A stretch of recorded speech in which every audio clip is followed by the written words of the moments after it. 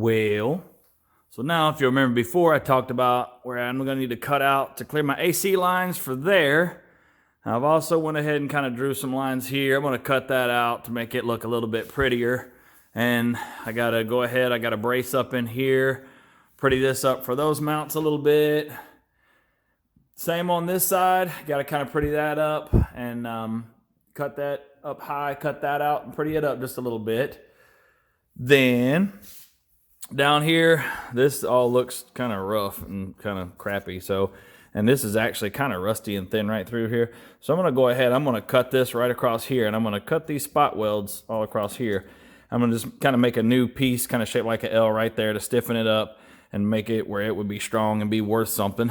And then I'm going to do the same thing over here. You see that? So let's get to work.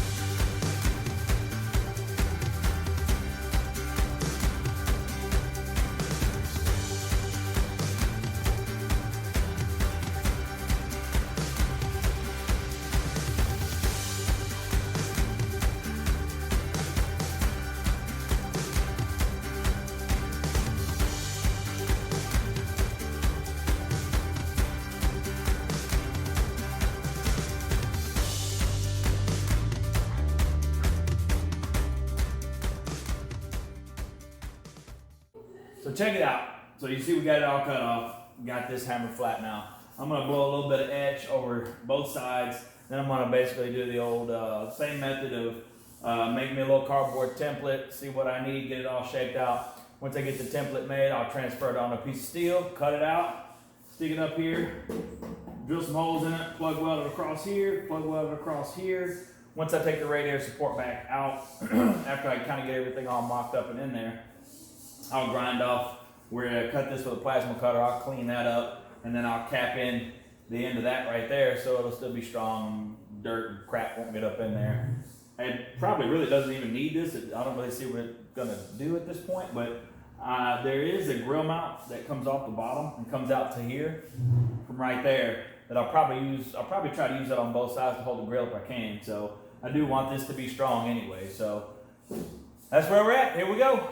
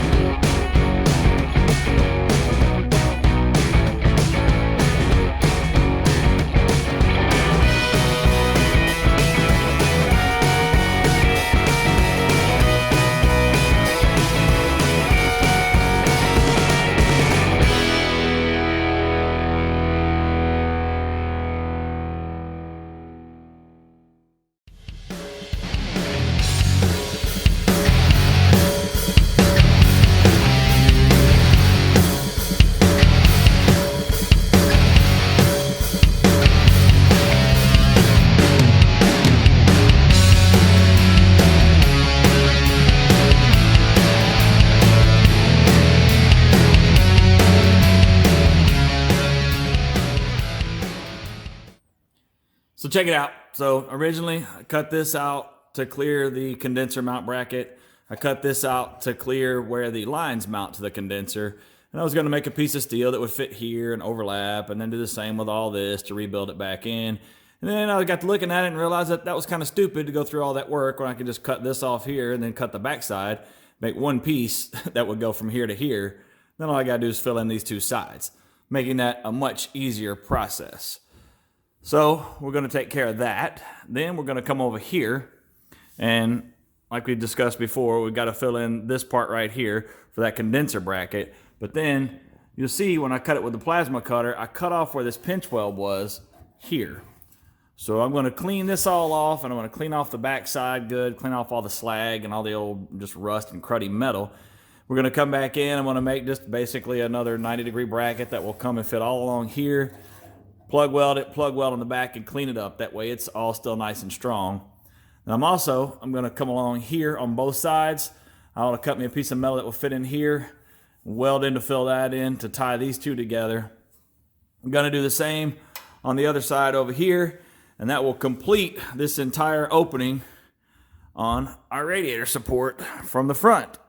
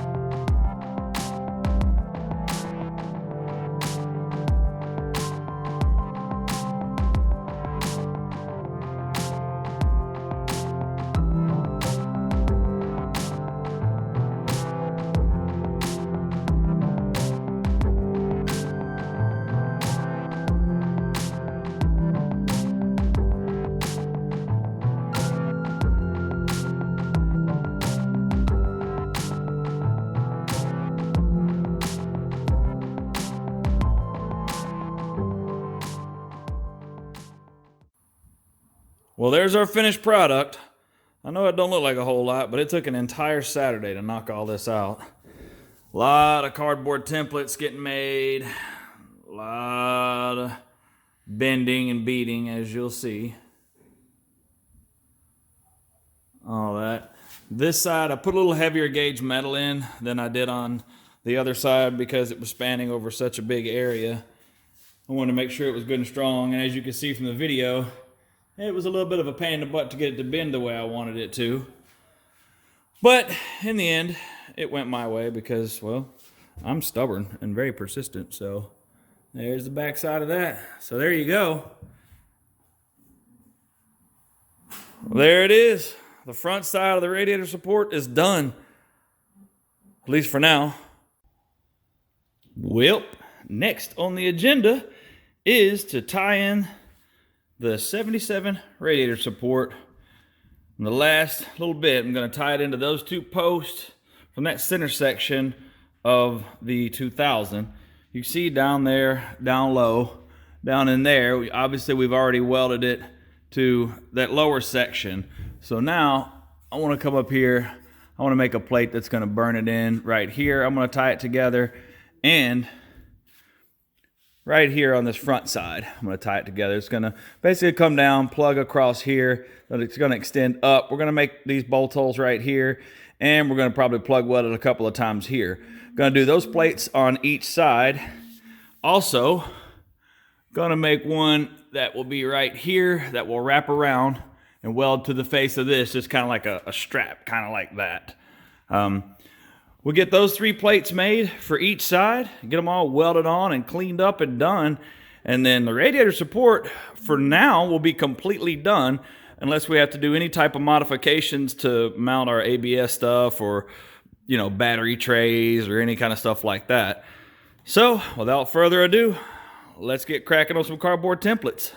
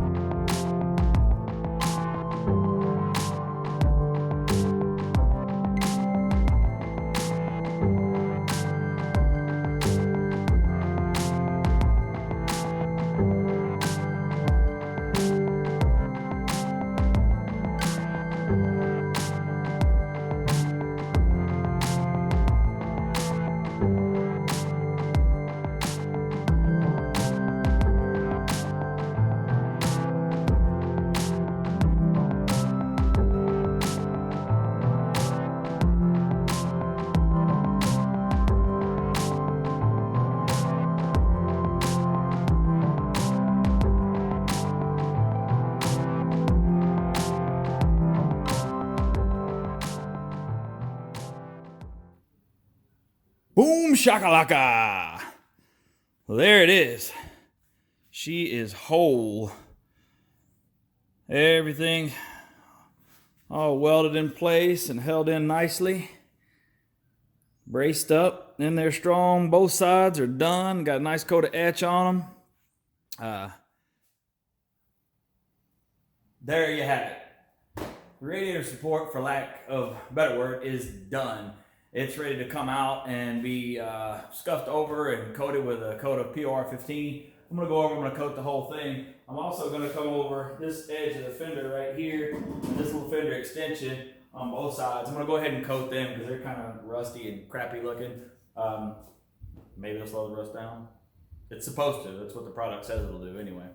So I'm going to go over and do that. However, before I can do any of that, you see everything's kind of pulled back up on top of it there. So the next step now is I've got to get the shocks off of it. I've got to get the shock towers off of it.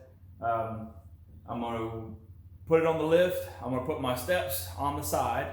So I'm going to have to probably do some modification on the brackets of those. I'm sure it's not just going to sit right up there where I can drill some holes and bolt it in, but whatever, that's part of the project, right?